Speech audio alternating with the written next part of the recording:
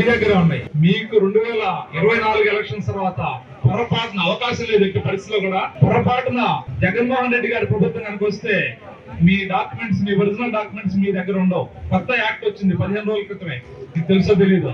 Original documents ఆయన దగ్గర ఉంటాయి. అట్లాగే వేలుముద్రలు ఉంటాయి కదా, ఆ వేలుముద్రలు కూడా గవర్నమెంట్ ఖాతాలో ఉంటాయి. మీ డాక్యుమెంట్స్ మీ దగ్గర ఉండవు. మీకు ఏం జరుగుతుందనేది ఏమీ తెలియదు. మీ దగ్గర ఉండేది ఓన్లీ జిరాక్స్ కాపీ. మన ప్రింటింగ్ మిషన్ దగ్గర జిరాక్స్ కాపీ ఉంటుంది, ఆ జిరాక్స్ కాపీ ఉంటుంది. ఆయన తాకట్టు పెట్టుకోవచ్చు, ఆయన అమ్ముకోవచ్చు, అట్లాగే లిటిగేషన్ పెట్టి మిమ్మల్ని ఇబ్బందులు క్రియేట్ చేయొచ్చు. ఇప్పుడు దాకా 2019 నుంచి 24 దాకా జరిగింది ఒక్క ఎత్తు. ఎందుకంటే మనకి విధ్వంసం స్టార్ట్ అయింది. ప్రజావేదిక ఎంతో చక్కగా ఉండే 10 కోట్ల రూపాయలు ఖర్చు పెట్టి ఒక ప్రజావేదిక నిర్మిస్తే అక్కడ నుంచి ఒక విధ్వంసం స్టార్ట్ అయ్యి 5 సంవత్సరాలుగా విధ్వంసం కంటిన్యూ అయింది. అది శాంపిల్ మాత్రమే.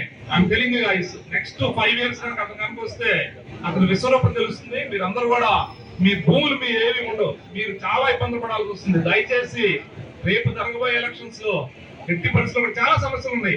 యువకులకు ఉద్యోగాలు, మహిళలకు పెన్షన్ ఇస్తా అని చెప్పి అన్నాడు, పెన్షన్ కూడా ప్రాపర్ గా ఇవ్వట్లేదు. అట్లాగే అమ్మఒడి ఇద్దరికి ఇస్తా అని చెప్పి, ఫ్యామిలీలో ఉన్న వాళ్ళందరికి ఇస్తా అని చెప్పి అన్నాడు, ఒకళ్ళకే ఇచ్చాడు.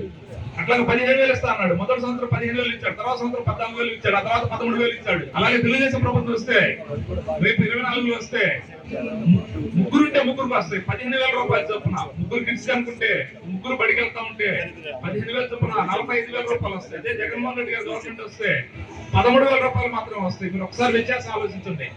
సో అతను చెప్పేది ఒకటి, చేసేది ఒకటి. కానీ పైకి మాత్రం మాట తప్పను మడమ తిప్పనని అంటా ఉంటాడు. అన్ని తప్పేది మాటలే. దయచేసి మీరు ఆలోచించవలసిందిగా విజ్ఞప్తి చేస్తాను.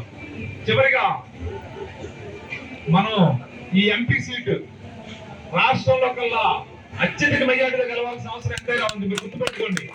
ఎట్టి పరిశ్రమలు ఇప్పుడు గెలుస్తున్నాం 3 లక్షల పైగా మెజార్టీతో ఉన్నా దాన్ని రాష్ట్రంలో ఇప్పుడు చరిత్రలో లేనట్టుగా 5 లక్షల మెజార్టీతో గెలిపించి మీ ఎంపీగా మీరు బయటకు వెళ్తే ఘనంగా చెప్పుకోవడానికి అవకాశం ఉంది.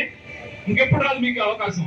ఫస్ట్ టైం వచ్చింది. దయచేసి మీరు అందరూ కూడా ఎట్టి పరిస్థితుల్లో కూడా ఈ వారం రోజులు ఆర్ఎస్లు కృషి చేసి రాష్ట్రంలో కల్లా కుదిరితే దేశంలో కల్లా అత్యధిక మెజార్టీతో గెలిపించాలని చెప్పారని, గెలిపిస్తే అక్కడ మోడీ గారి దగ్గర గెలిపించని ఏ పనైనా మీరు చూసే ఉంటారు. గత 15 రోజుల నుంచి 4 రోజుల నుంచి ఎంత స్పందిస్తా ఉన్నారు చంద్రశేఖర్ గారు.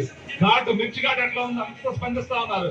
ఎవరితో మాట్లాడుతున్నా కానీ, మహిళలు కావచ్చు, యూత్ కావచ్చు, పెద్దవాళ్ళు కావచ్చు, పిల్లలు కావచ్చు, ఎవరైనా కానీ ఎంత పాజిటివ్ గా మాట్లాడుతున్నారంటే తన గురించి. ఎందుకంటే తను ధైర్యంగా చెప్పగలుగుతున్నారు, నేను చేసేది నేను చేయగలిగేది అని చెప్పాను.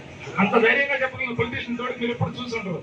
అందువల్ల 5 లక్షల పైన మెజార్టీ గెలిచిన మనందరూ బాధ్యత. అట్లాగే మాధవ్ గారి మీద కంటెస్ట్ చేస్తే తను విడుదల రజనీ గారు వాళ్ళ హస్బెండ్ నాకు ఇంత ముందు తెలుసు. 2019లో మన దగ్గర ఉన్నప్పుడు ఒకసారి నేను ఫోన్ కాల్లో మాట్లాడినప్పుడు నన్ను అధ్యాస అని చెప్పానంటే నేను చెప్పాను మీరు కొన్ని సజెషన్స్ ఇవ్వడం జరిగింది. తర్వాత మీరు ఒకసారి చూస్తే అప్పుడు మహానటులు తను ఏం మాట్లాడింది మీరు అందరూ చూసే ఉంటారు.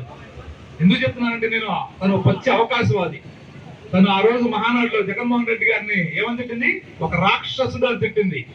తర్వాత కొత్త గవర్నమెంట్ ఇచ్చిన పార్టీ మారింది. పార్టీ మారి మళ్ళీ వాళ్ళ పార్టీలో జాయిన్ అయింది. తర్వాత తను మన రాష్ట్రం కూడా కాదు, మీరు ఒకసారి ఆలోచించాలి. తను వేరే రాష్ట్రం, తెలంగాణ రాష్ట్రం. తను వచ్చింది సిల్వర్పేటలో కంటెస్ట్ చేసింది. తర్వాత అక్కడ 5 సంవత్సరాలకే అక్కడ విపరీతమైన వ్యతిరేకత వచ్చింది. మళ్ళీ ఇక్కడికి వచ్చింది. తను లోకల్ కూడా కాదు. ఇక్కడ మనకి లోకల్ గా ఉండే మాధవ్ గారు మీకు ఎప్పుడు అందుబాటులో ఉంటారు. దయచేసి మాధవ్ గారిని అట్లాగే పెమ్మసాని చంద్రశేఖర్ గారిని మనం గెలిపించుకోవాలి. అత్యధిక మెజార్టీ ఇద్దరిని గెలిపించుకోవాల్సిన అవసరం ఎంతైనా ఉంది. Thank you. అవకాశం ఇచ్చినందుకు అందరికీ ధన్యవాదాలు.